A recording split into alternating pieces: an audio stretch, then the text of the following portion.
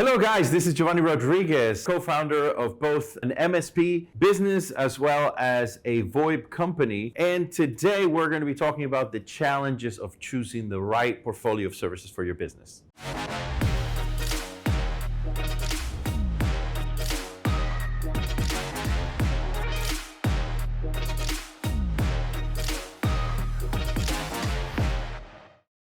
So one of the things on top of mind of every MSP owner that I talk to is how to add more revenue to their business, how to grow their business. So 9 times out of 10, that is top of mind. So what we're going to do today is we're going to be talking about how to add revenue to your portfolio by focusing on those things that should be part of your portfolio. So what are some of the challenges? Why is it so difficult to get the right ingredients, to get the right amount of products and services to your business? Well, sometimes it's because we don't have enough time to research all the options. It's just too much in the day-to-day between, running. You might be still running out in the field, maybe talking to customers. So you don't have enough time. And part of that is because you're too embedded in the day-to-day. And that, being too embedded in the day-to-day, leads many times to not staying up to date with technology as much as you would like to, having technology that is not yet proven or proven by you in your company, and not having a good way to track what is working, what is not working, so that you could double down on those things that are truly working. You might not have a test environment in-house to get all of that done. So we've all been there. So one of the reasons is that you're still running the day-to-day. In a startup business, if you're small,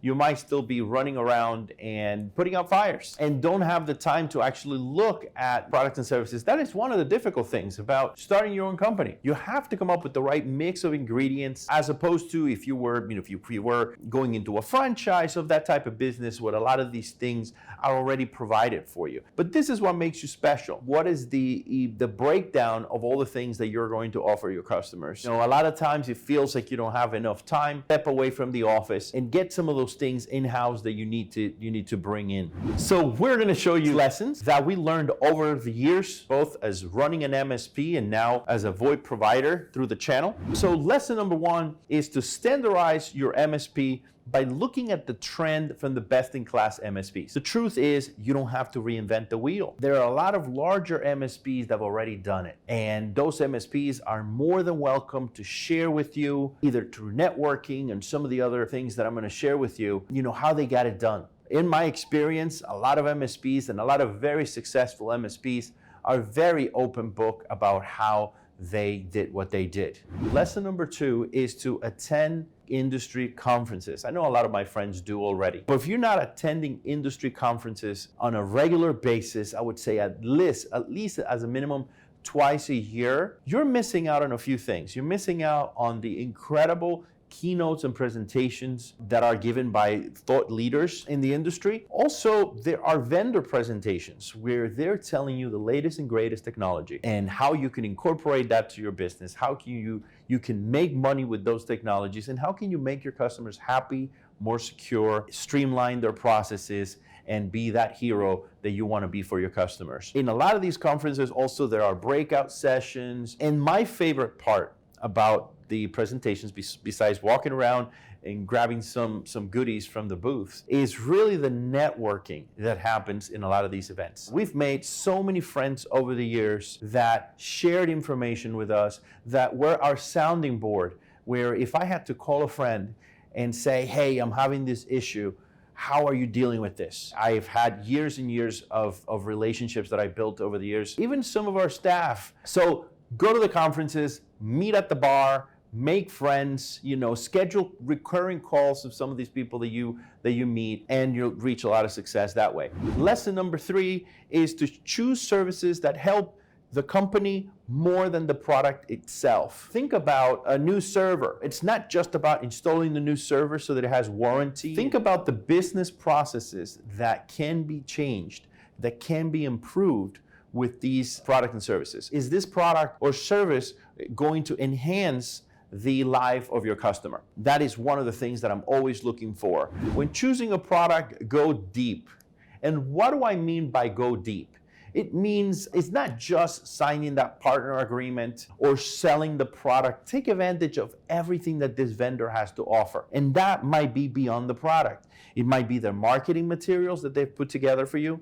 It might be their marketing assistants that they have available to you, where they will put together a webinar, conduct it, give you the giveaways. They might have marketing in a box. They might have sales support, where if you're rusty about pitching to that new customer, that service, and explaining the benefits, one of their sales support team or partner support team members will come and help you. Think about the training for your staff, so that way when you're supporting this product, your staff is ready and you're able to bring and deliver that service as it was intended. Number 5, key partnerships. Talking about not only vendor partnerships, but think about the partnerships that you can develop with other MSPs even to deliver additional product and services through your portfolio. I'll give you an example. Back in the days, we partner with a team of virtual CIOs that were going out and taking a higher level look at these companies. And they were bringing all kinds of efficiencies on the financial side, on the human resources side. They were looking at IT and finding ways to streamline IT. They would make recommendations about what type of IT resources to bring in-house and what type of MSP they wanted to bring in-house. And through that relationship, many times we receive recommendations from this group. So look at maybe another MSP that services an area where you don't have staff, or an MSP that focuses on security, that maybe you guys can partner up and maybe bring your security service and expertise through that other MSP. You might be able to partner with somebody that does office leasing, or maybe they do copiers. And those are services that can be brought to your business. Other services could be what I call secondary or additional services, when you can look at voice over IP is one example that we have experienced in, but there's also backup and disaster recovery, risk assessments, and other things. And it's all about being that central resource, being very resourceful for your customers, so that way they come to you for anything that's technology. You gain a seat at their table, almost as if you were part of the board, and you're that person that they're reaching out for anything that they need. If you'd like to see more on how to add revenue as an MSP or other topics that we cover, make sure to subscribe to this blog so you can be notified by email as new content is being posted. Also, an important part of growing your company is having ways to measure that growth. So we encourage you to go to the link and download the top 6 benefits of having a scorecard for your MSP. We believe that if you don't measure what you're doing, you will know if you're growing or you're slowly dying. Remember to stay connected, and we'll see you in the next one.